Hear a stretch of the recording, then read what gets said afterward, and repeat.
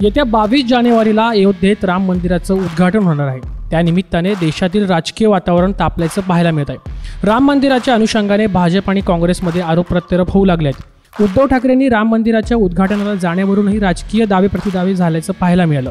यावरून आता ठाकरे गटाचे खासदार संजय राऊत यांनी भाजपवर हल्लाबोल केला आणि त्यांच्या टीकेवर आमदार नितेश राणे यांनी प्रत्युत्तर दिले। अब इस देश से संविधान, न्याय, सत्य ये बचाने का काम करना है और इसीलिए वो संकल्पना लेकर राहुल गांधी भारत न्याय यात्रा पर चल रहे हैं, तो हम उनका स्वागत करेंगे। मैं नहीं मानता हूं कि उनके सामने कोई चुनाव की मंजिल है या और क्या है। बस एक नेता निकला है, लोग उनके साथ चलेंगे।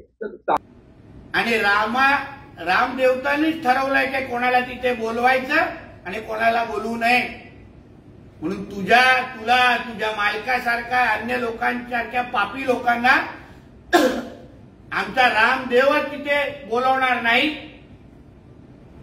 म्हणूनच आतापर्यंत तुला आमंत्रणासाठी असं भुकायला लागतंय। राहुल गांधींच्या भारत न्याय यात्रा तरी तो नवीन काढतायत, परत एकदा फ्लॉप शो। मला प्रश्न, देश विदेशातील प्रत्येक घडामोडींचे लाईव्ह अपडेट मिळवण्यासाठी आता साम टीव्हीच्या सर्व सोशल मीडिया प्लॅटफॉर्मला लाईक, फॉलो आणि सबस्क्राईब करा। तसंच सर्व नोटिफिकेशनसाठी बेल आयकॉन प्रेस करायला विसरू नका।